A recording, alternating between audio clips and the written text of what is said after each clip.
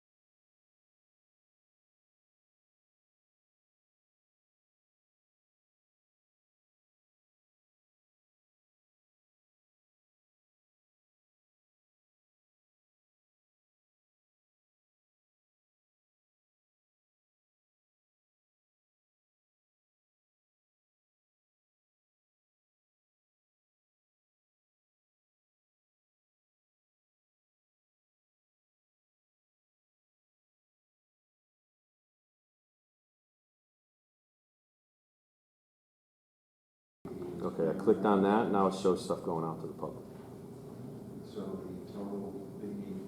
You're going to hear very little. It's the background of With the expenses, 23,251. Okay, so now I'm going to mute it.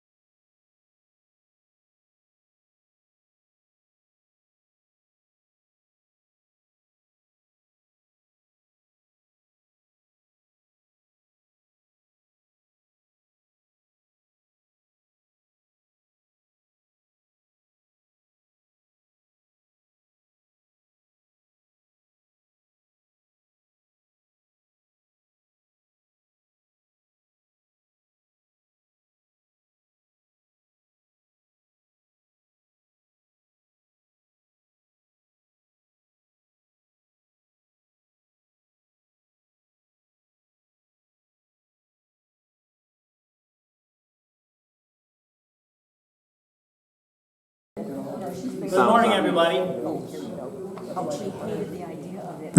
use the microphone. Good morning. Welcome to the CAPA meeting in Avon, Connecticut. We are actually live on TV. You'll be finding more about how you can view this later. My name is Dan Whitty. I am the president of the Connecticut Authors and Publishers Association. Hey, Dan. With me is our vice president, Dennis Schleicher. Okay, so I'm going to begin the program like we normally do to welcome everybody. And one of the first things that we do is we like to have anybody that's visiting for the very first time to stand up and introduce himself. But please speak loudly so they can hear you over here. So back here I see a couple people without name badges. Why don't you stand up and just say hello and where you're from? First names only if you want. Right, John and Pat, we're from East Windsor. East Windsor, Yeah, great. so we, Yeah, we were here in August, but we didn't get badges yet. Yeah, okay. So you'll be getting the badges shortly, I'm sure. very good, thank you.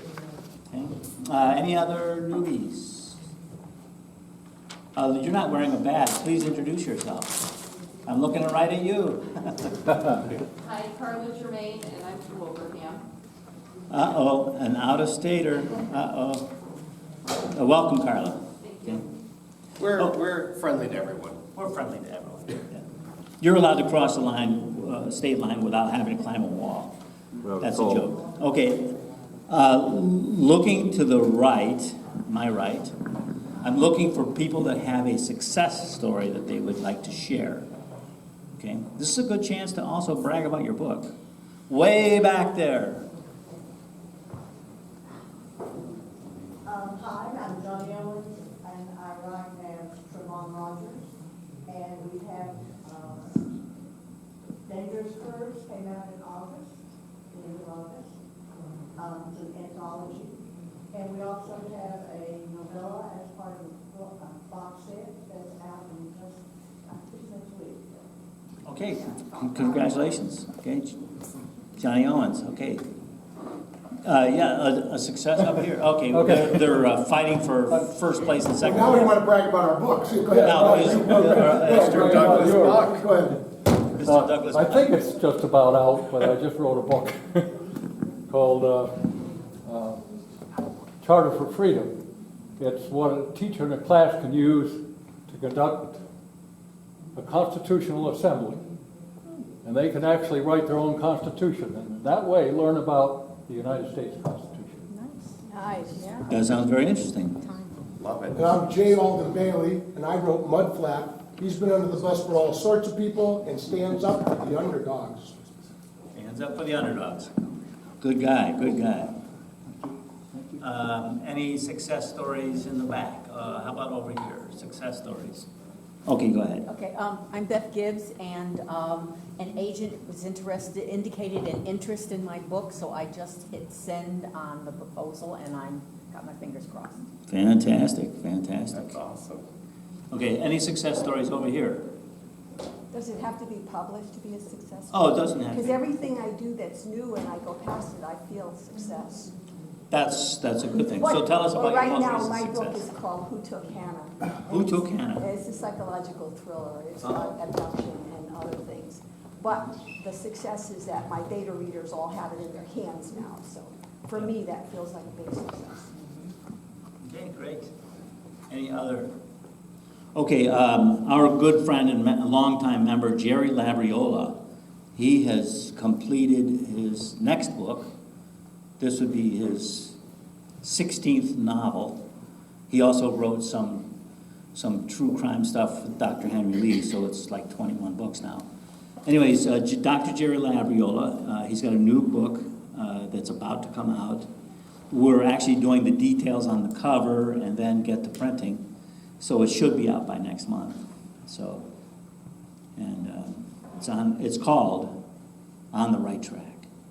On the Right Track. So, think about that in terms of murder, mayhem, on the right track, and there's no train involved. So, Okay, so. You're talking yes. about success stories, you're standing next to one, I think we Well, want to hear about that. he didn't jump in yet, so I'm gonna give him the mic and not take it back until I'm satisfied. So, for those of you who don't know, I just returned from a 3.5-month tour. I was out in Utah doing talks on my book and the launch. It has hit the bestsellers list, and I'm super excited about that. It's also in, it's featured in the publisher's catalog as a spotlight, and which is one of our church-owned publishers. And it also made another bookstore as one of their bestsellers list in their print catalog. So, with much anticipation and a lot of hard work, is he nuts? Why would a gay man become a member of the Church of Jesus Christ? Is on the bestsellers. And it's also making church history, having the first rainbow flag on a church-owned publisher, which at first when I saw it, I'm like, I don't want that. And they said, well, we prayed about it, and that's what we came up with. So the white piece represents the church and the Holy Ghost, and the rainbow flag represents the LGBT community, shown as a place for both. So I'm super excited that we sold through the first run, and it went to a second print, and the audio version is still #1 on LGBT biographies, Mormonism, and Latter-day Saints.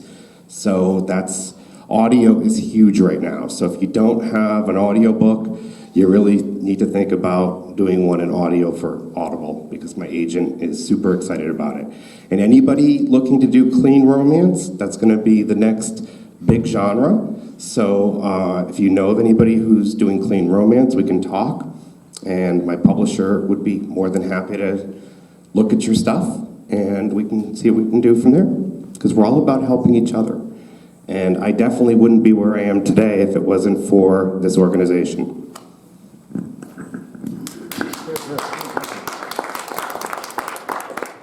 Our membership chairman is not here. He'll be back next month. Do not forget to throw your badge in the little box on the way out of here when you leave. Otherwise, you have to remember to bring the badge next time. And everybody forgets to bring the back. It's like, what happened to that badge? I don't know. It's there somewhere. Left it in the car. So it's easiest to just put it in the box on the way out of here.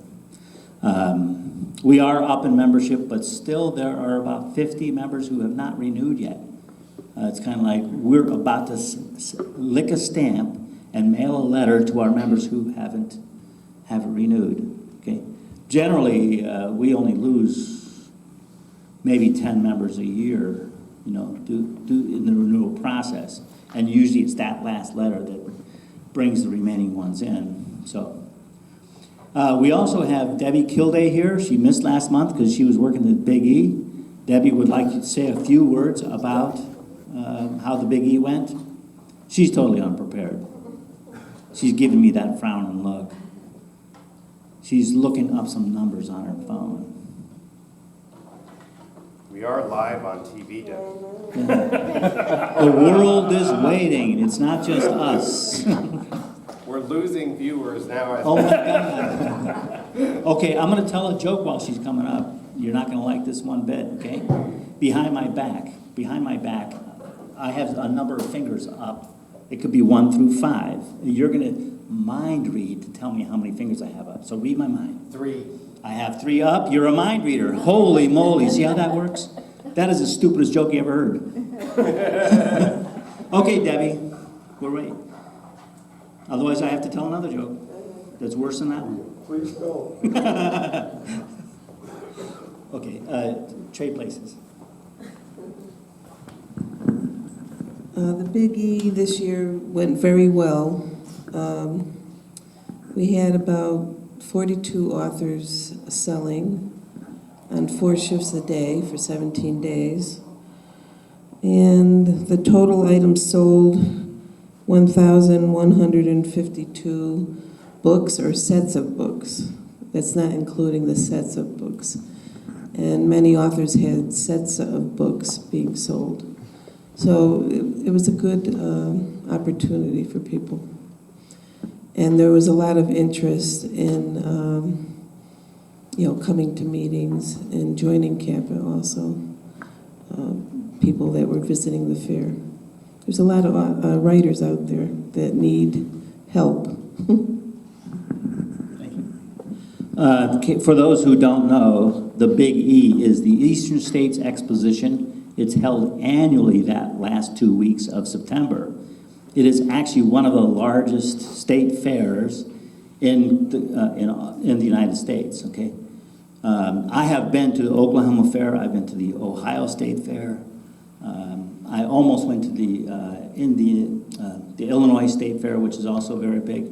But the Big E, because it's 5 states, okay, it gains quite a bit of recognition. A lot of people think of Connecticut as not being a farming state. It's an agricultural fair, and it had this year 1.6 million visitors. So that's a really good reason to be a part of the Big E in the Connecticut building with the Connecticut authors, okay? So that's basically what the Big E is all about. And it's a very exciting time in the year for us. Okay. Any other reports? I think that's it. We're going to take about a 5-minute break. Please rush up and eat all the food as fast as you can, and then get back to your seat. Okay. And then we'll resume the meeting with our program. Thank you.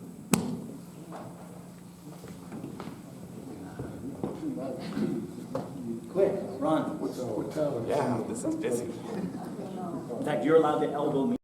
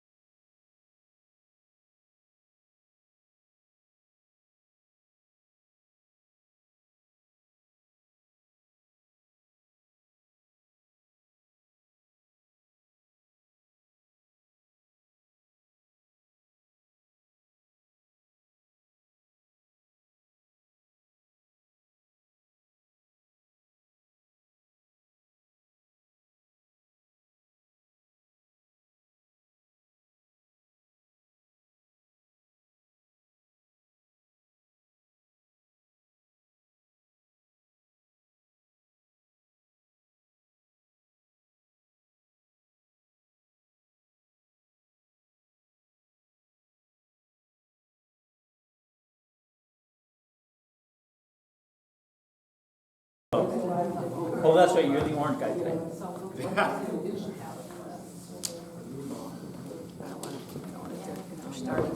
When Steve says that you're live. Okay, we're live again. So welcome back to the Connecticut Authors and Publishers Association. You know, another quick message. It's not necessarily about the number of books you sell, it's the number of people you can touch. And that's what's really important about this organization, is that you can actually get to know everyone that's here and involved, and you can get involved yourself.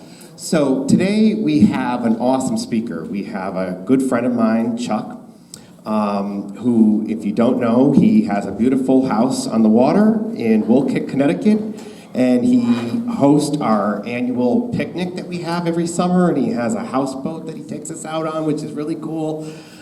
So he's a great guy, but I'll never forget when I was first meeting with Chuck about 10 years ago, and we're talking about publishing, and he was sharing a story about how he was paid in advance to write a book on nonfiction.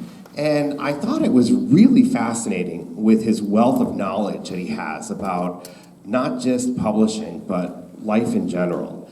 And you're gonna learn some amazing lessons from him today. You're gonna learn some things that he's, tripped on, that he's, found that didn't necessarily work, and why reinvent the wheel.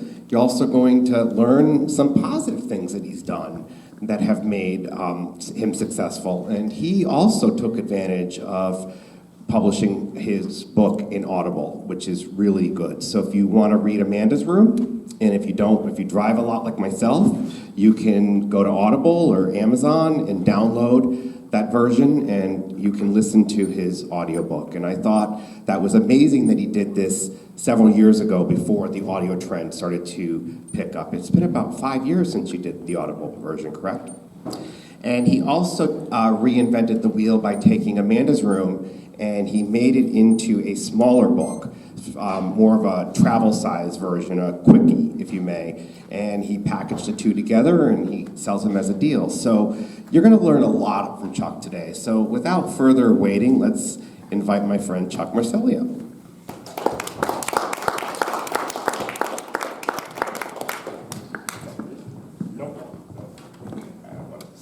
Okay, well, thank you, Dennis. And thank you all for being here today. I appreciate the opportunity to share some things with you. I was telling Brian, yeah, you're still here, good. I was telling Brian, this was a painful experience putting this presentation together. Because basically I was reliving my publishing history, and it reminded me of this story of this young executive who walked into a CEO of one of the major car companies and sat down with him, and he said, geez, I really want to learn from you because you seem to know so much about the business. And the guy, the CEO, said, well, that's because of my amount of experience. And he said, yeah, but where did you get all of that experience? He said, oh, that's from all the mistakes I've made. So today, as I was preparing this presentation, really what struck me more than anything else was all of the mistakes I've made. And so I think probably you will get mostly out of today what not to do, which I think is okay, and hopefully you'll gain some insights into things that can go wrong, and hopefully avoid making some of the same mistakes that I've made along the road. Some things have gone well too, and I'll talk about some of those, but it's amazing to me that probably most of this deals with things that didn't go so well. So let's get started. I'm going to do a couple things. Steve asked me, because this is being videotaped and people are watching this will be watching this from home, if you ask a question, they may not be able to hear your question, so I'll repeat your question. The other thing I'm going to do, which I tell people when I'm teaching things like doing presentations not to do, is to read what's on the slide, because you can already see it. Well, we were checking it out on the video, and on the video, it's not quite as clear. And so just for the sake of someone who might be watching this on a television or a phone, I'll quickly repeat some of the things that are on the slides as well. So I'll be doing those two things. Okay, so how do I publish? Let me count the ways. Well, let's start. All right, my first book, and this is the one Dennis alluded to, that we've had that first conversation about Fire Behind Bars. I did this in 1979. It was my first book. As you can see, that was quite a while ago. Oh, I'm sorry. Thank you. Good. I'm out of the line of sight. So, folks at home, I'm back. All right. Gutenberg Press.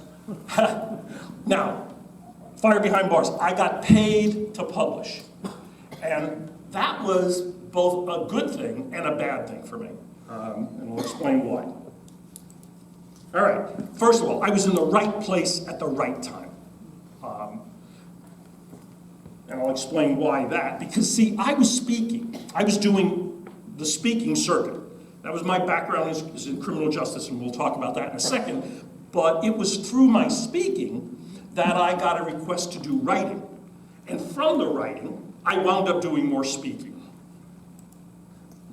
There was an obvious problem. But here's the problem. In 1975 to 1977, 64 people were killed in fires nationwide, and many more were injured.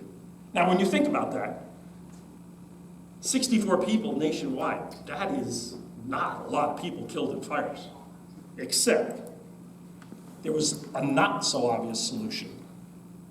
These were secure institutions.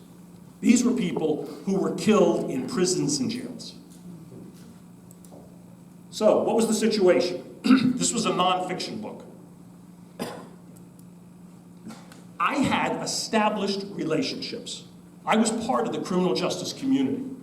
I was doing speaking on things like crisis intervention, riot control, those kind of things. And so I had a reputation in the criminal justice community as a good speaker. And I had established expertise. I was going around to different prisons, different jails, talking about crisis intervention, and I was one of them. I was someone who was actually working in a prison and jail, and I was talking to people who were working in prisons and jails. So they respected what I knew. But there were things I didn't know. I was not a fire expert. And I had a built-in audience. You know, people wanted to know what I was going to produce because they had this problem. These deadly fires in prisons and jails, and nobody had a really good handle on what was going on. So there was obvious value to what I was going to give them. If I could find a solution to the kind of problems they were having, this was going to have a huge impact. So what was my response? I defined the problem. Now, look at the problem. What's causing fire-related deaths? Notice I didn't say, what's causing fires in prisons and jails? There have always been fires in prisons and jails. Inmates set fires because they don't like what was served for lunch. They set fires as a distraction because they want to escape. There was always fires in prisons and jails. But all of a sudden, there were deaths. And that was not something that was typical. I got the right partner. Like I said, I was not a fire expert. I knew security, I knew prisons, I knew jails, I knew riot control, I knew firearms. I didn't know fire at all. And so I teamed up with Al Golden. Al Golden was a fire marshal from Hazardsville, Connecticut. He was also the fire marshal for the minimum security prison in Enfield. And so I said to the organization that asked me to write what they wanted was a pamphlet. They wanted a pamphlet for administrators on how to stop the fires.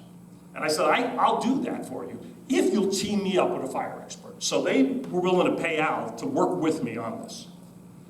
And so we researched the issue. Now, how did we do research? Went around to government agencies and said, okay, what do you know about this problem? Went to professional associations, the American Correctional Association, the National Institute of Corrections. Gathered articles that were written in professional journals, gathered news reports and magazine articles from across the country. Now, what was really interesting is we identified the root causes. It was the same story over and over and over again.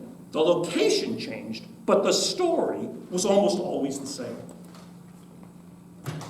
In the early 70s, we changed the model for prisons and jails. We went from a model of punishment, retribution, deterrence, to what? What was the big thing that happened in the 70s in corrections across the country? Anybody remember? Rehabilitation. Rehabilitation. Yep. We went to rehabilitation. Now, there were serious consequences to that. For one thing, a thing called combustible loading. If you think about a prison or a jail, if you walked into one, this is what you'd see. These walls, you'd see all of the concrete holding the cinder blocks together. These would be made out of cinder blocks, and so you'd see cinder block walls. The ceiling would be a concrete slab, so would be the floor. The furniture in the room would be made either out of wood or metal. And if you went into the sleeping quarters, the mattresses were made out of cotton batting. Now, we decide we're going to do rehabilitation, and so we want to humanize prisons and jails. And so what do? We take that cinder block wall and we nail studs onto it, and then on the studs we put thin plywood paneling, which at the time was a big deal. Remember that, when we all had plywood paneling in our houses? Okay, and so here we have all this great plywood paneling over these studs. And then we take that ceiling made out of concrete and we put in a drop ceiling like this one here. And so you have the plywood paneling going up into these beautiful drop ceilings. And then we take out this hard wooden and metal furniture and you replace this stuff with nice furniture that's got nice cushions, that's soft, and that's comfortable. And all of a sudden, this building that was designed to be fireproof is nothing but fireproof. And we introduced styrene butadiene rubber. All that nice cushion furniture, that furniture had foam cushions. Now the foam cushions were all labeled fire retardant because they treated them all with powder. And the powder made it almost impossible to set into that foam on fire. In the late 60s, early 70s. But by the end of the 70s, after years of use, all of those cushions, the powder settled. The powder in the mattresses that were made out of styrene butadiene rubber settled. The powder that treated the padded walls in the segregation area settled. Styrene butadiene rubber is the chemical name for what is called latex foam. Well, once the fire retardant powder was no longer part of that foam, you light a match to latex and it goes up like a can of gasoline. More importantly, it creates dense, black, toxic smoke. And that's what was flooding through these buildings. Not only was the smoke flooding through the building, it was going up that great paneled wall in between those studs. It was going up into the ceiling and it was being spread immediately throughout the entire institution. Also training, suppression. Guards were never trained in fire safety, and so there's an extinguisher on the wall there. And maybe it's a Class A extinguisher, it's water. And it's on the wall in the kitchen. And there's a grease fire on the kitchen stove. What happens when you throw water on a grease fire? It spreads. It doesn't just put it out, it spreads it all over the place. So there was no training on how do you work with suppressing fires if they do happen. Also, there were no policies and procedures in place for dealing with protecting the occupants. And the fire standards that existed at the time for evacuating people, there were no fire standards for prisons and jails. What they were the fire standards for hospitals were applied. I went to one jail in upstate New York that they asked me to evaluate after I wrote the book. And this is a brand new jail. It's in a city, so the doors for the jail go right out to the city streets. And he wanted to show me the new gymnasium that was in that jail. So I went into the gymnasium, and over there in the corner are doors that go directly to the outside. And what's on the doors? Crash bars. Because in hospitals, you have to evacuate people quickly, and so all the exterior doors had to have crash bars on them. Well, there's inmates using the gymnasium, so what they do with the crash bars? They wrapped chains around them and put a padlock on the inside of the door, which meant if there was a fire between where you were and that door, you had to go through the fire in order to get to the padlock, in order to unlock it so you could let the doors open, in which case the inmates are now going straight out to the street in the middle of the city. So we wrote this manual. They asked for a 10-page guide. 10-page guide, we produced a 130-page manual. Immediately, they went out and they got a grant from the Department of Justice, and that turned out to be Fire Behind Bars, published in 1979. Now, that was a pretty good start for a kid that was in his, I guess, I don't know, 20s. And I thought to myself, this is great. This is what being an author is about. People come and they pay you to write books. This is terrific. Well, it don't work quite that way. Now, if you do want to get paid to write, there are some things that I can advise you. One, be part of a community. If you want to get paid to write a book about cats, become part of the cat community. Part of the cat community. I like cats, but no. No? Okay. I'm not part of a cat community. Not part of the cat community. No. There's a gentleman here who wrote a book about cats. Who did, yes, Yes. Sean. Yes. So be part of that community. Specialize. That's important. A guy was leaving corrections and he was telling me, I'm getting out of here. I can't take this anymore. I'm going to become a fisherman. And my advice to him is, great, become a fisherman. But don't become a fisherman in a fishing fleet, because then you're just another fisherman. Become a fisherman in a yacht club, because then you teach all the yachtsmen how to fish. And they will pay you to do that. Specialize. Become an expert. You can write articles. You can do public speaking, which is, as I said, that's how I got it. I was doing public speaking. They said, this guy's great at public speaking. Maybe he can write. They offered me to write the book. And because I wrote the book, I was doing a lot more public speaking. You can join committees. Then you need to identify and define the problem. What's the problem you want to solve? If you're in the cat community, maybe one of the problems is when a beloved pet dies, people don't know what to do. And so you write a book on how to deal with the death of a beloved pet. Now, all of a sudden, you're the expert in the cat community about dealing with that issue. Research the root causes. Identify solutions. You know, maybe the solution is there's no cemeteries for pets. And so you write a book about pet cemeteries. Work for Stephen King. Stephen did that. Yes. Okay, nonfiction is where the money is. That's something I learned. How many people here, show of hands, how many people here write nonfiction? Wow, a whole bunch of you. Great. How many people here write fiction? Okay, great. Now, for those of you who, like me, write fiction, because this was my only nonfiction, everything else has been fiction, my sympathies. Because it is a hard road.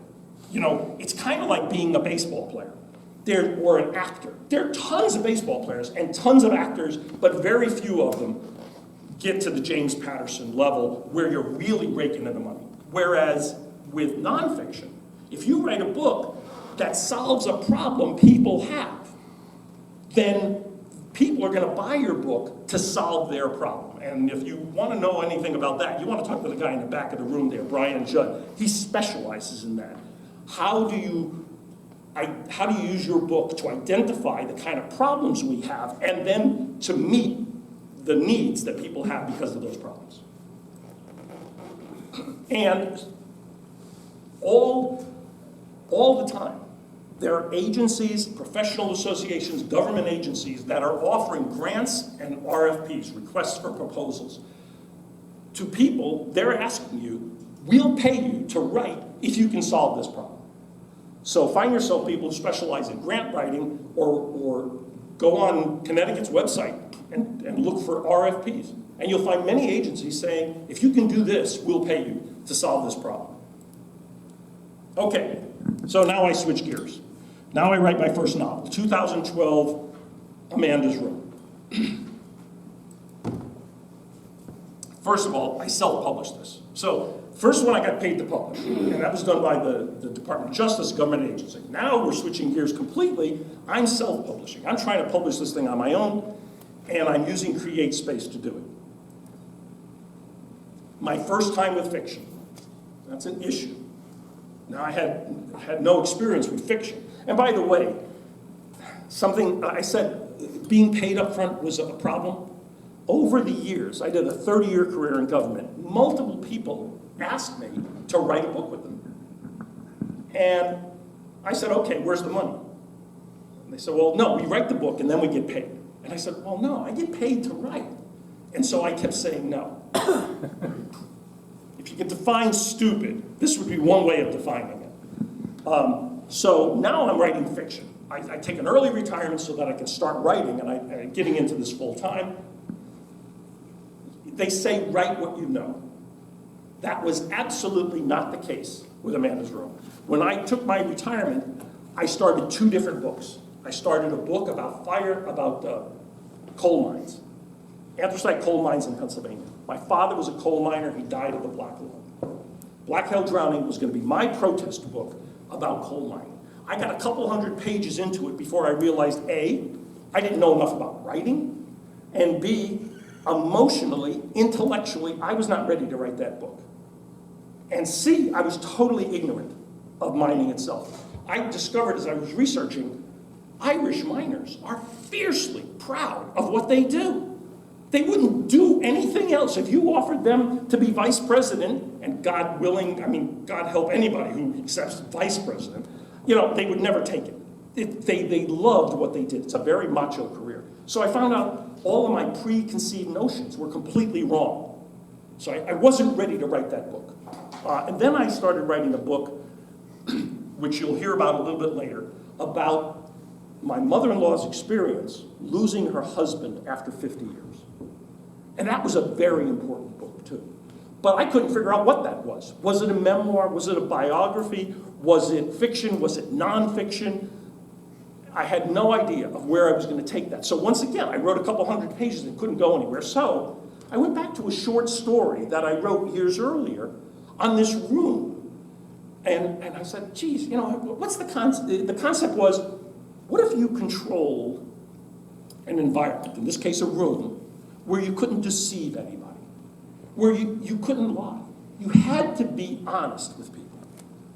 What would you do if you had that kind of an environment, that kind of power? And so I started playing with this paranormal thriller.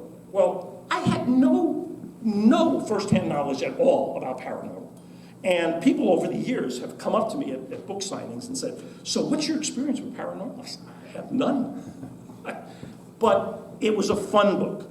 I knew it could be a fun read, and so I decided to do with that. Then there was also publishing resources out there, but the learning curve was ridiculous. And I'm seeing a lot of heads nod. Because if you've been down this road of self-publishing, what you have to learn is just amazing. So I went on CreateSpace and Kindle and found they were giving tutorials. In fact, I mentioned Brian's name. If you go on Amazon and you look for articles about writing and publishing, you'll find several that Brian's listed there. Barnes & Noble, they have tutorials for their Nook. And then there was Smashwords, which has a wonderful manual about self-publishing. It was the most helpful of any of the ones I found. But, again, half of what I was reading I didn't even understand. So, I didn't know what I didn't know. Now, think about what you've learned or what you've done when it comes to self-publishing over the years. Any of this sound familiar? How about character-driven versus plot-driven? What's the difference? How about point of view? I was in a writer's group, and one of the people in the writer's group was an editor for a national magazine. And she turned to me during one of our meetings and she said, you know, you keep changing your point of view from one chapter to the next. And I said to her, well, what do you mean by point of view? That was my last day at that writer's group. Genres. What are the genres of books? And genres are different than categories. reader profiles and preferences. Different readers like different kind of books. And how do you write a book to appeal to a specific kind of reader? The reader who reads mysteries is not the same as the reader who reads romances. They are nothing alike. Interior layout, the chapter lengths. What should be the length of a chapter? How do you do a good cover design? What does one look like? Developmental versus style editing. What's the difference between those two? Copyrights, ISBNs, royalties and taxes, book trailer, author website, keywords, metadata, hashtags. Now I was really getting over my head. Publicity, marketing, advertising, access to libraries and bookstores, etc., etc., etc. The list is almost endless. And so if you're in the business now of trying to write a book and publish a book, you know the kind of hills that you're climbing now. And these hills are very, very steep. All right, my response. I self-studied. As I said, there's tutorials on Amazon. Smashwords has a wonderful book on formatting ebooks. So if you're in the process of trying to create an ebook, I highly recommend go on Smashwords and download their manual. If you've been in the business for a while, then a lot of the words are going to sound familiar.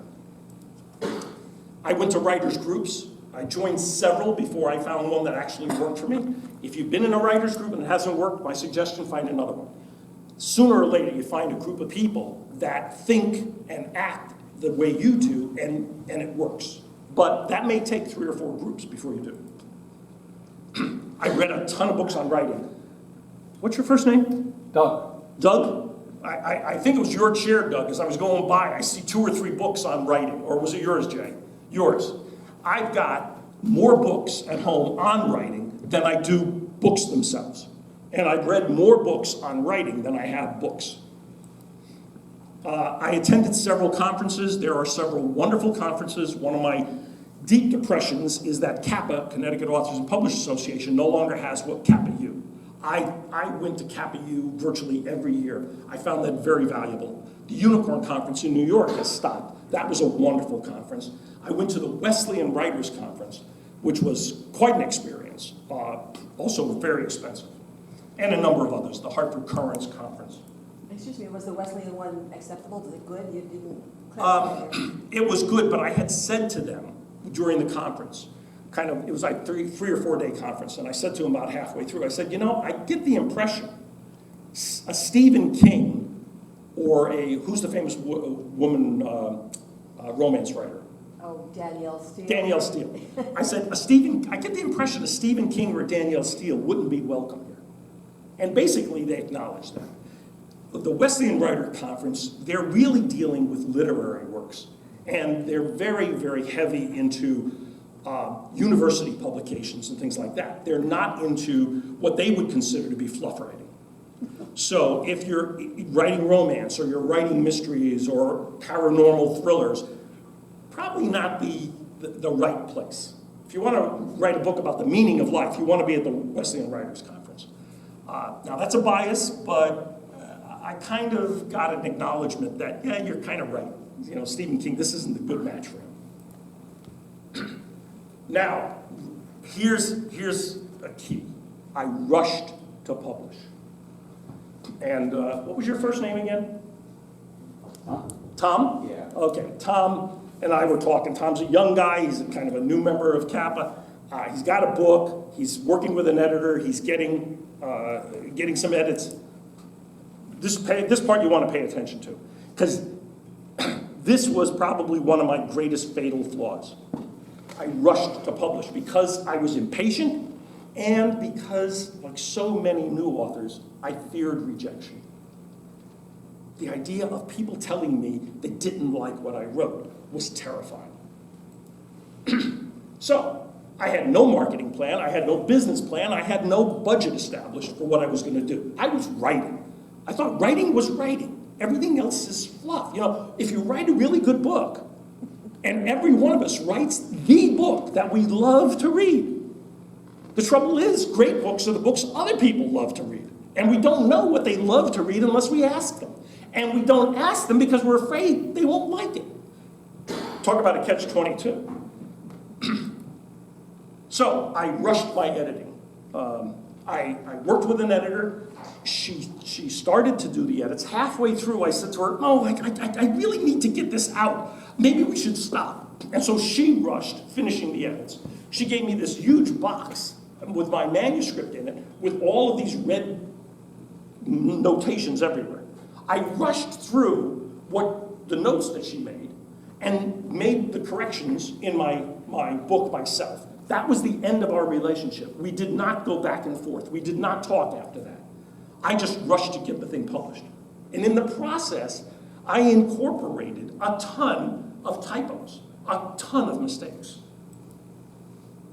Book cover, thank God. My son is a graphic artist, a video artist, and he developed the cover for me. Thank God, because that was the one saving grace that I had. I had no agents.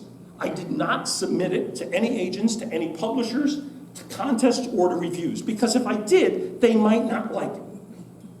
I wanted to get it out to the world. Well, the response. I published first, and then I built. What did I build? I had to build, well, first of all, this is what I would say to people when I handed them the book. Tell me how you like it. And it's kind of like, and if you answer that anywhere other than, oh, it's really good, you know. If they really hated it, they'd say, well, it was interesting. You know, that's what I asked them. Tell me how you like it. That is the absolute wrong question to ask. Much better to say, tell me what doesn't work for you. Because then you could change things that other people are going to find and not tell you about. The bad breath syndrome. You walk around all day long with bad breath, but nobody will tell you got bad breath unless you say, geez, is my breath off today? Author profiles. I had to create author profiles on Amazon, on Smashwords, on Goodreads, all of these sites. I had to create a Facebook page. Facebook is a powerful tool for authors because so many people go on Facebook or join Facebook groups because that's where they find their information about authors and about books. But I had none, so I had to create it. Website. I had no website. Had to create a website. Reviews. Now, after the fact, I have no reviews on Amazon, and so now I'm going to Goodreads, and thank God that was something I did fairly well. I went to Goodreads and I looked for groups that did paranormal, and I found a few groups, and I sent a posting on Goodreads and said, I will give a free copy of my ebook to anybody who's willing to write a review of the book. Doesn't have to be good or bad. You write a review, you get a free copy of the book. And I got a ton of reviews. So all of a sudden, I'm starting to do things halfway right. I'm starting to get a bunch of reviews, and I posted them up on Facebook. Consequences. The early reviews of my book, what did they talk about? Your characters, the plot. Characters, plot, no. Typos. Typos. Mistakes. You want the death knell for a book? You get your early reviews. Well, it was a nice book, but you can tell this is a brand new author because it's got so many typos, it's got so many mistakes, blah, blah, blah, blah, blah, blah. You're reading this. And thank God there's not a kitchen knife close by. Ouch. So I proofed the book and I revised it 13 times. Lack of access to libraries and bookstores. Here's another little hint, another thing in case you're brand new. That's mine. No, this one's mine. You sure? Get your own. Is it under your chair? No. Is it on iced tea? Dan is trying to steal, no, this is not iced tea, this is coffee. Dan's trying to steal my coffee. Okay. I don't know what question. Oh, if you're brand new, if you have not published yet, here's a little hint you need to know. Bookstores hate Amazon. Amazon is in direct competition with bookstores. And so if you publish, now it's no longer CreateSpace, it's KDP, Kindle Direct Publishing. They switched. But if you go to an independent bookstore, they don't want your books. Another mistake I made. Another author recommended me to a bookstore down by the shore. The bookstore said, we've heard good things about you. We would like you to do a book signing here at our store. And I said, terrific. I said, great, how would you like to work this? They said, send us, I don't know, 100 copies of your book. So what do? I call CreateSpace and I say, would you ship the books to the bookstore? Yeah. Then I got the call. Your cover doesn't quite match our requirements, blah, blah, blah. And they sent all the books back. Because what did the label say? It said from CreateSpace. And this is an independent bookstore. Hard lesson learned. Libraries also, CreateSpace screams self-published. And libraries like traditionally published books. So once again, if the back of your book says printed by CreateSpace, it says you're self-published. So those are hurdles. Just at least keep your eyes open and know what you're getting into. Lessons learned, be patient. Build the foundation first. Plan the work, then work the plan, and work with your editor. The editor should not be a one-time, one-way street. It needs to be a partnership, and it needs to be one over time. Seek early feedback and early criticism. Ask people, what's getting in the way? What should I do differently? And if you're going to revise it, then incorporate that feedback into your revisions. Review, revise, then publish. Not the other way around like I did. And then something else I learned, reader preferences. My book, and then there's two different versions back there. We'll talk about those in a little while. My book is a paranormal thriller, but it's also a mystery. And each chapter, I got this from Ken Follett. Ken Follett is one of my favorite authors. He's probably my favorite author at this point. I've read more of Ken Follett than any other author. He started one of his books, Code to Zero, about the US-Russian space race. He started each chapter with factual quotes about the Saturn V rocket. I found that fascinating. Now, he overdid it, and they got too technical. And when I started with Amanda's Room, I overdid it, and I got too long and too technical. But eventually, I cut these way, way down. But each chapter started with a factual quote about the weather. As the book started, all that did was set the stage. But as it continued, each of those quotes had more and more to do with what was going to happen in the story and in the lives of the characters. And so it was like 50 mini mysteries within a mystery. But I learned some readers don't like them. Some readers, when they pick up a book, they want to go A to Z, front to back, nonstop. It's entertainment. They don't want to work their brains every chapter trying to figure out what's going on. So while it appealed to some readers, it turned other readers off. All right, my first audiobook. Dennis mentioned the audiobook. So in 2014, I turned Amanda's Room into an audiobook. Once again, what you can learn is mainly what I did wrong. I self-published through ACX.com. Good organization. They do an awful lot of work for you if you do an audiobook. So this was my first time with audiobooks. It was just as steep a learning curve as was self-publishing paper books. And probably the consequences might be even a little more severe. There is a thing in there, pay versus partner for production. If you go and do an audiobook, there are rights holders, that's us. We hold the rights to the book. We're the authors, we got the copyrights and stuff like that. We're the rights holders. And then there are producers. These are people who are not authors. They're people who are voiceover actors, who have a studio in their house or in a building where they do the recordings, and they know the technical aspects of creating a book that technically meets the requirements for an audiobook. Well, you have a choice. You can either pay them up front for their service, or you can partner with them. Now, if you partner with them, you create a 50-50 split. When the audiobook is published, you get half the royalties, they get half the royalties for every sale. Or you pay them up front, you get 100% of the royalties. Then there's exclusive versus non-exclusive distribution. ACX will tell you, and ACS is Audible, and that's a division of Amazon.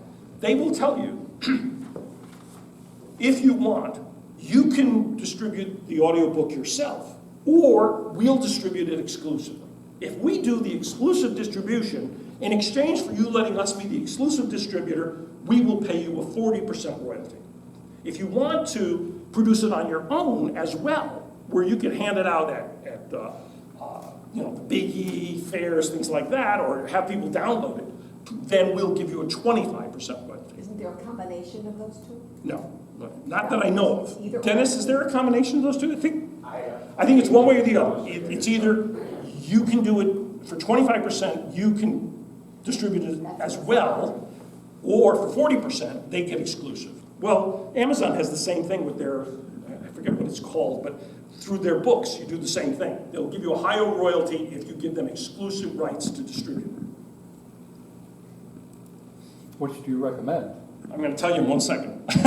He asked, which one do I recommend? And I have some advice, but it's coming on the next slide. Okay, bounty referral program. This is pretty good. Dennis has got his audiobook out there, and he publicizes heavily. And he says, hey, my audiobook's on Audible, and you can read it for free by going to Audible and being having that be the first book that you read on Audible. Well, when you do that, Audible pays you. I forget what it is, $50 or something like that. They give you money if someone signs up to Audible to read your book first. So that's their bounty program. And then there's a contract that you sign with them, and the contract is binding for 7 years. So understand, when you get into this, you're hooked for 7 years for decisions that you've made.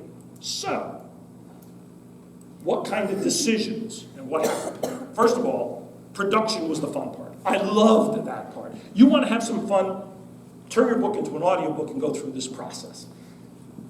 There's all these producers out there. They're waiting for you to say, hey, are you interested in doing an audiobook? You get to audition them. You send your book to half a dozen of them, and they send you audio clips of your first chapter. So you're sitting at home listening to 4 or 5 people talk about your first chapter. It's a kick. Then you select the one that you want. You're in control of this whole thing. Then you contract with them. And then you review and you edit the drafts that they do of the book. This is a real ego boost. However, How do you edit an audiobook draft? They send you, what are they, MP3? They send you audio files, and on your computer, you listen to the audio files, and then you jot down notes about what you liked and didn't like, and then you tell them, hey, change this, change that. Now, I elected to pay for my production. This was a 10-hour book. It took 10 hours for them to record it. And I paid $75 an hour, which for Audible is cheap. So that was $750. Why? Because then I get 100% of the royalties. Right? I don't have to share this with anybody. And I granted ACX exclusive distribution because I'd get 40% of the royalties instead of 25%. Okay, first of all, the weather quotes. What works for paper does not work for audio. I talked about those weather quotes at the beginning of each chapter. You're listening to this thing, and you're into the story, and I give you a cliffhanger at the end of a chapter, and then the next thing you hear is, climate is the effect of weather and a long geographic, and it's like, yeah, woo! Yeah. So, while in the paper book, people liked it because they could skip over them if they wanted, because they might use them to solve the mystery. In the audiobook, it was the death knell. Learn from others. Find people who've already done this and ask, what did you do right, what did you do wrong, and don't repeat their mistakes. Shared risk equals shared reward. If I had done the 50-50 split with the producer would have been working to try and sell books as well as me. I'm still not promoting. I'm still not getting out there and doing the kinds of things that you need to do to drive traffic. And so, what good is a book? What good is an audiobook if nobody knows it exists? So, 100% of nothing is nothing. And that's what I was getting. My sales were miserable.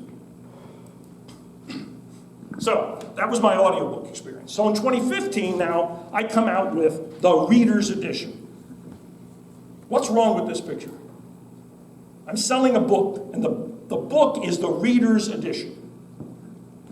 How many of you buy the non-Reader's Edition of books? I can't believe that I came up with such a stupid title. However, I did do some things right. I worked with a small publisher. Now, CAPA has a number of small publishers. And I picked one and I worked with them. Here's some of the things. For one thing, we wanted to create a different kind of edition. So we eliminated the weather quotes for the people that like the fast read. It was a smaller format. Instead of 6:9 with big font, it was 5:8 with very tiny font. We used Ingram and Sparks instead of CreateSpace because Ingram and Sparks distributes to libraries and to bookstores. And they don't know that you're self-published or not if they get it from Ingram and Sparks. And so it's a great distribution channel. However, it's also a very steep learning curve. I'm sorry, I'm trying to do two things. I'm trying not to get in your way, but I'm trying not to get out of the camera. Do what you need to do for the Okay, camera, you yes. keep looking around me No, if you need that's to. because I like to write. All right, Interesting. so there's a hint. However, the learning curve for Ingram Sparks is even bigger than the one for CreateSpace. So if you're going to get into that, you really need someone that knows the ropes. And so this small publisher really didn't. They supplied their ISBN. Now, this was a great relationship with a great publisher, a small publisher, so I was fine with doing that. However, there were some lessons learned. And we did joint assessment of the book. We sat side by side, we said, okay, what's working, what isn't, and we revised the book accordingly. Pros, we had yes. Sorry. No, please, go ahead. Your first name was Doug, right? Doug. Doug. Whom did you sit side by side with? Who did I? Yeah. I don't mind saying this because he was such a great guy to work with. Husky Trail Press. Rich Laporte had a very nice working relationship with him. It worked out very, very well. It was a close personal interaction. It was a very calm working relationship. We sat side by side in front of a computer doing each item as it went. He had very strong publishing skills. He had been doing this for years. However, we'll talk about that in a second. Ingram, it was a strong distribution channel and he knew it well. That gave me access to libraries and bookstores, and we still elected to do print on demand, which meant I didn't have to do a large upfront investment. Now, here's a little hint. Pay me now or pay me later. The nice part is I don't have to invest a lot of money up front. I don't have to buy a bunch of books that are going to sit in my basement or in a closet or whatever. The downside is you have to pay more per copy. And so you have less profit, which means you have to price your book differently. So there are a number of compromises when you make these decisions. Each decision in the publishing journey has consequences. And so it's good to know what the consequences are as you're getting into there. Cons. Higher cost per copy. Also, that meant we had to make compromises. So we had to limit the number of pages in the book, which means I had to edit the book and cut out parts in order to stay under a certain page count. We also had to use a very tiny, or smaller font, which meant it wasn't as easy to read. Rich was very strong in nonfiction. He had years of experience in nonfiction. I was his first fiction author. Well, that meant there were many things he didn't know that he was learning along with me. And as a result, we probably lost momentum that we could have had had you had more experience. The reader's edition. This was my idea. I still can't believe came up with the reader's edition. You know, it's like the Audible, the audiobook, the listener's edition. No marketing and advertising. I still wasn't doing marketing. I still wasn't doing advertising, so I'm still not driving people to any of these sites that have any of my stuff. No promotion equals no sales. If you're not promoting your book, you're not selling anything. So I had to learn to promote. So here you have different newspapers and magazines and stuff, and so now I'm on the road. I'm going around and I'm writing people and I'm saying, hey, do you want to interview me? This is not comfortable stuff. You know, I'm used to public speaking. I love it. But when it comes to being interviewed, radio, television, newspapers, it's not comfortable. It's out of my comfort zone. And yet, if you don't do it, or you don't write your own ads or your own promos, nobody knows you exist. And if they don't know you exist, you sell nothing. And so there really isn't much choice unless you hire a professional publicist. And there you've got to spend some good money. Pay me now or pay me later. So promotional channels, press magazine interviews. You want to start looking into those. Who do I know that can interview me? Cable TV interviews. There are a ton of people who are part of these local cable access channels. We just lost a very valuable one, Tom Santos. Great guy, ran his own little cable interview program, generously always was interviewing authors. Well, there's a number of others in the different CAPA chapters. Find them and offer to be interviewed. Library presentations. Typically, you do a library presentation. How many people here have done library presentations? How many of you have had more than 10 people in the room? Jerry Labriola would always fill the room. Ah, Jerry Labriola fills the room. Yeah. He would do 3 libraries a week. Great. See, if you gain enough momentum, if you gain enough popularity, you're going to fill the room. Typically, for a lot of us authors, you get 7 to 10 people, you feel lucky. And of the 7 to 10, 5 or 4 or 5 will buy your book. But you're gaining name recognition. And as you do more of those, more people start showing up to your presentations. Book club presentations. These I love. Oh my God, if I could do book club presentations 7 days a week, and that was all I did for promoting my book, I'd love it. These people have read your book. They want to talk about it. It's what we write for. It's why you write. Because people are giving you feedback. People are debating what you're doing. There's no better ego trip than that. Facebook posts and boosts. You put a post on Facebook. Facebook will offer, do you want to boost this? Every month I boost my newsletter post. I send it out on Facebook and I boost it. Initially, I would get, 4 or 5 people would share it. I'd get, 25 likes. I boosted a post a couple months back, 10,000 shares.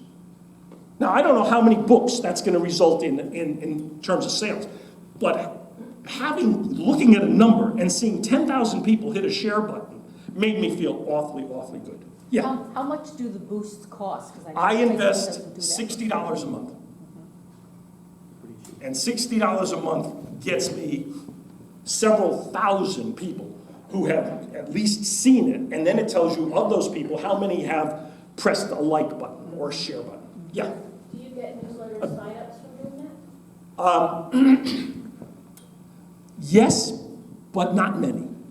And that's one of the things I need to learn better. She asked, do I get many signups from that? Very few in comparison to the number of people that like it. For some reason, in France, they all go amen, amen, amen, amen, amen. Because my masthead is an angel. And so in France, they open it up and they see the angel and they go, oh, amen, amen, amen. But it doesn't translate into a lot of signups. I am starting to see the trickle increase for the signups. There is a difference between Facebook posts or boosts and Facebook ads. And that's an important distinction. I have not invested in Facebook or Google ads yet. I will be doing that for my new book in the next couple months. So maybe in 3, 4, 5 months from now, I can give you some feedback on that. But right now, the boosts get a lot of exposure. The question is, do they result in a lot of sales? The answer is, I don't know.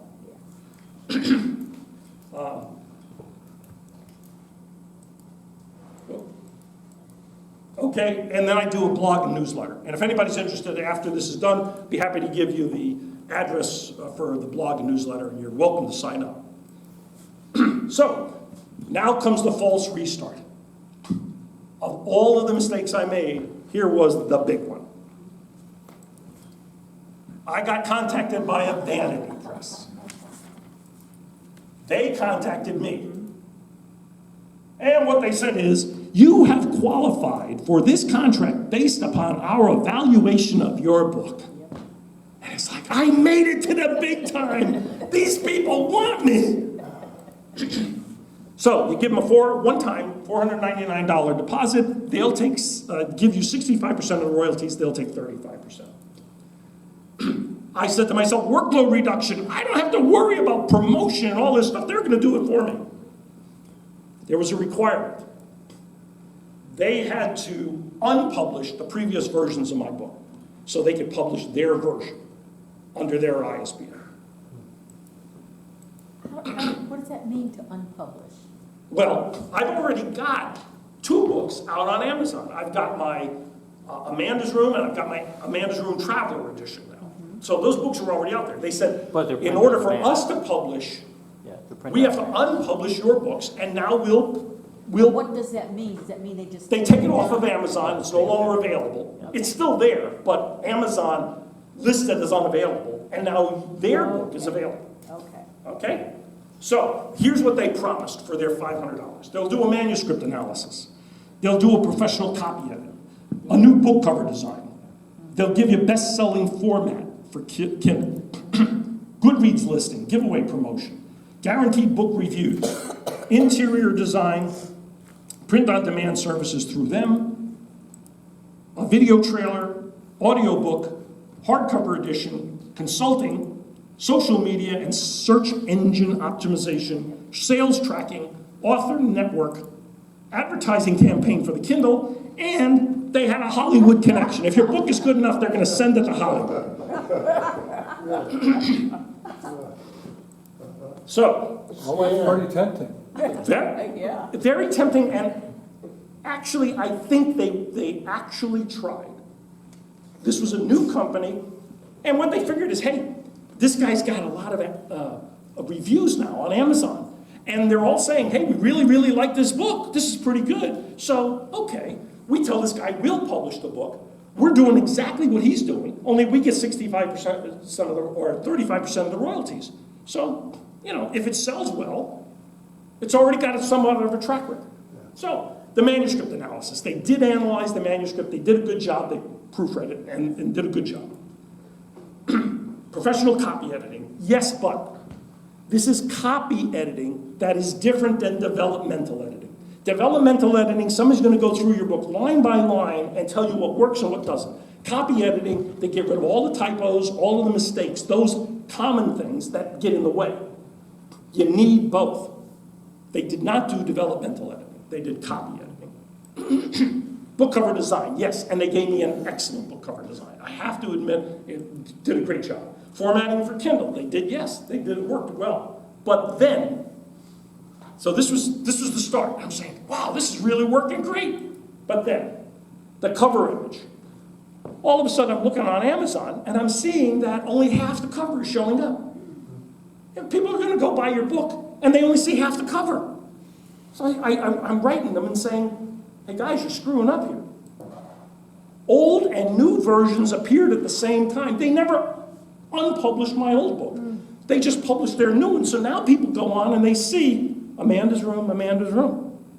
And it's like, well, is this 2 different books or is this the same book? Amazon split the reviews. I've been working like a dog for years trying to get reviews. I had, 60, 70 reviews on Amazon by that point. Amazon said, well, there's 2 books. We'll just put half on one, half on the other. Goodreads listing. They called me up one day and they said, congratulations, you are the #1 bestseller on Amazon. Well, I was the #1 bestseller on Amazon for 15 minutes. Within the thriller category, whatever. And why? Because they organized a giveaway of my book. And so they offered my book for free for a single day. There were either hundreds or thousands of downloads of my book for free, which meant I got 0 royalties. It counted for it counted for sales. You know, I'm a #1 best-selling author, but that meant all those people were never going to buy my book. How did you solve the cover image crop? Did they explain why they did that? Oh, it went back and forth, back and forth. They finally did get the image correct, but it took multiple tries. Okay. Okay, book reviews. This is what I wrote to them December 2015. Amazon now shows only 38 reviews for all versions of my book, which somehow means that more than 20 of them have fallen off the site. So not only did they give me reviews, they took away reviews that I already had. This was very upsetting. But in about that time frame, Yeah. Amazon was chopping reviews from everybody. Well, Especially if they realized that they were getting reviews from friends, all of those friends. yeah, no, mine weren't from friends. No, this was just But they because. assumed so many things. Yeah. If they lived in Connecticut, they were gone. Well, here it was because there were 2 versions, Yeah. and when they finally tried to unpublish one of the 2 versions, Amazon took away the version. They also took away all the reviews that were associated with it. That's terrible. The paperback, we never got that far. Copies. Now here's where it really started getting to hurt. If you tried to buy the book on Amazon, it would say out of stock, because Amazon couldn't figure out which book was which. So they simply said, well, we're not going to advertise it or publish it until they straighten this out. Print-on-demand services, we never got that far. Oh, but I'm sorry, we did. I said, tell you what, send me 100 copies of my own book. I'll sell them individually until Amazon gets this straightened out. They said, okay, it'll be this much for the books and this much for the tax. And I said, well, this is for resale, so you don't charge me tax. They never got that straightened out. They never figured it out, so I never got the books. Video trailer, never got that far. Though I looked on their site, the ones they had were really pretty poor. Hardcover edition, this is where, there's 3 X's there. This is where it really gets bad. Now, people who are looking at this at home aren't going to be able to see this, but for you that can see it, what's wrong with that picture? It's chopped off. The bottom of the page is chopped off. Every page of the hardcover edition, the bottom of the page was chopped off. Oh. And this one is listed on Amazon for sale. This one they successfully got up on Amazon, but if you ordered it, this is what you got. So, the audiobook never got that far. Consulting, the only consulting they did was all about fixing the problems I kept telling them were happening. Social media, social optimization, never got that far. Authors Network, advertising campaign, never happened. Sales tracking, there were no sales. In fact, I could not order books, and neither could customers, from June 2015 to June 2015 to January 2016. 0 sales. No one could even order the book. And Hollywood Connection, you got it, okay. So, constant confusion between editions, resale tax, ordering, other issues never resolved. January 2015, they wrote me and said, we would like to let you out of this contract. We can't handle this. And I said, fine, send me back my $500 and unpublish the book. It took several more months before they finally unpublished their book, during which nothing got sold. So I lost half of my reviews, and they delayed the removal. I threatened to sue them. Finally, they unpublished in April of 2016. So from June 2015 to April 2016, I sold 0 books. And finally, I republished the original using CreateSpace. So, lessons learned. If it sounds too good to be true, it probably is. Don't let your ego get hooked. Major publishers do not call you unless You're J.K. Rowling. Interesting. If you get a call like that, listen to the background carefully. Because as that person is talking to you, Somebody else is talking to somebody else. dozens of people. You Yes. can hear them in the background. Yeah. Oh, we've selected your book because it's so good. Right. All right. Read, understand, question everything before you sign anything. Fortunately, there was a clause in here which said if they failed to produce, they had to cancel the contract, they had to give me all the files. And so I got a great cover, I got some great interior layout, etc. Then I produced the Traveler's Edition. We turned the Reader's Edition into the Traveler's, and that made sense because it's smaller. You can put it in a suitcase. There were things I could advertise regarding that. It was my own imprint. I created Hitchcock Lake Publications. I did it under my own imprint, so now the libraries, the bookstores will accept it because they think this is a publisher. I got help from my small publisher editor friend. We published on Ingram Sparks, but I used my own ISBN, so now there was no complication if I had to unpublish it and publish it differently. Bowker will sell you one ISBN for $150. Or you can get a bunch of 10. They will send you 10 for $250. So you go from $150 down to $25, and for $500 they give you 100. So now you're talking $5 a piece. So you got yourself a stack for $250. You publish 3 different editions: an audiobook, a hardcover, and a softcover, and use 3 of those ISBNs. You still got 7 more. Something worth considering. Listed separately on Amazon. It boosted. Now this is interesting, and Dennis talked about this, and I'm going to have to stop at this point because I see the time. But Dennis talked about this. I'm at the Big E, and you come up to me and you say, I see you got this book here, Amanda's Room, and you know, how come there's 2 different ones? They're different sizes. So I tell you, I say, well, this is the original version. This has all of those weather quotes. This is like 50 mysteries within a mystery. It's also bigger. It's got a larger font. That's $15. This version, the Traveler's Edition, is smaller footprint. It's 5x8. It's got smaller font. It doesn't have any of the weather quotes, and I've cut out a couple chapters, and that's $10. I did not sell a whole bunch of the Traveler's Edition, but I sold a ton of the original because people said, oh, look at this. This is a bargain. I can get so much more book for $5 more. It worked very, very well. So this idea of having a second edition really worked well.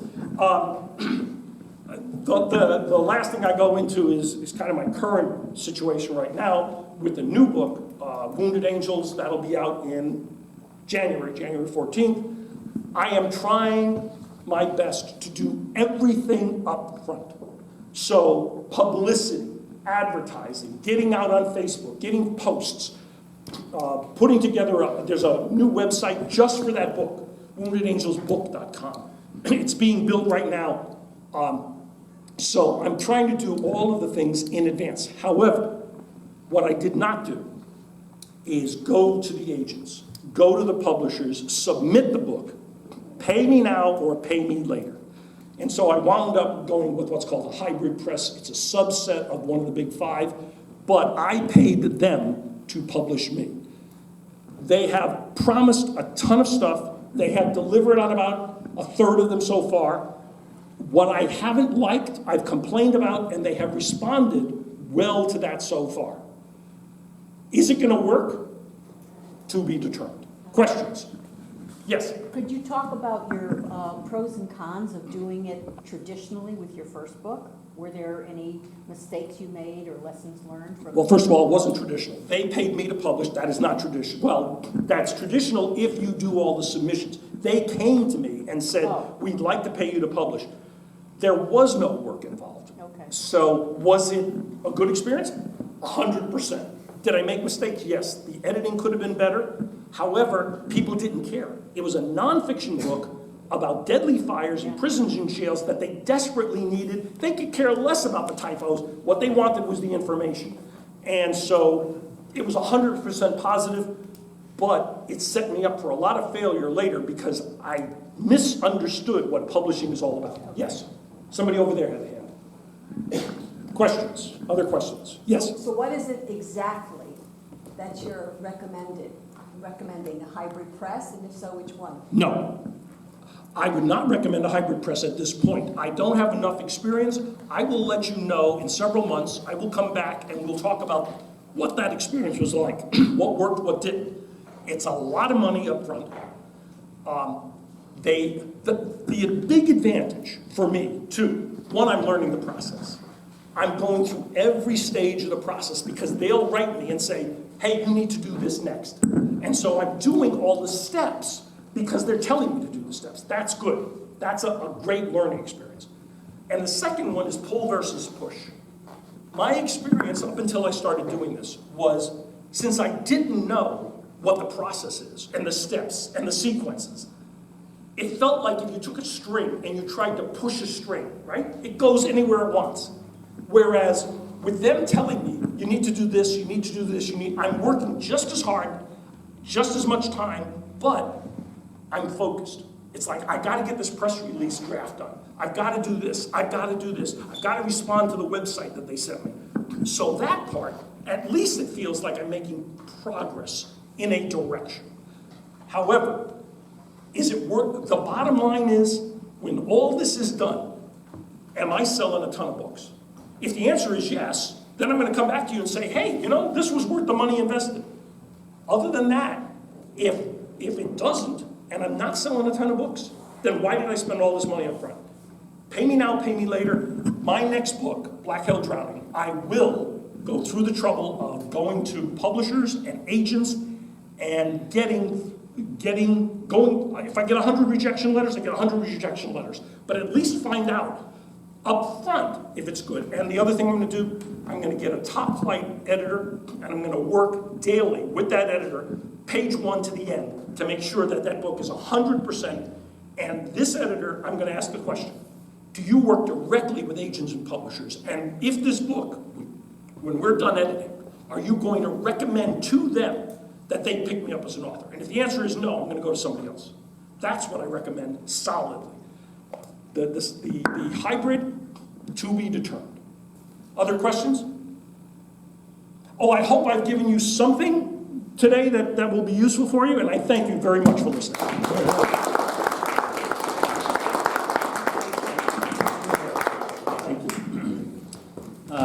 I do also want to remind people, review. Everybody wants 5-star reviews, but here's a funny story. Ping Fu is an author, okay? She was a corporate executive for a company. She retired, and then she wrote her story about coming to America from China, from Shanghai, and then all of the troubles that she went through to become, come to the United States, learn about things. Actually came here only knowing a few words of English. Anyway, so she goes through all of this, okay? And she got a lot of criticism, okay? So, I mean, she did get published mainstream, but she got about 50 5-star reviews, but she got over 200 1-star reviews with all kinds of nasty criticisms, very long, scripted, and repetitive things that she had done wrong or said wrong about this whole travel thing, okay? But it made her a bestseller. Negative reviews are just as positive reviews. Keep that in mind. It's a crazy world, the book business. But anyway, thank you very much for coming to the Connecticut Authors Publishers Association meeting here in Avon today. And we hope to see you next month.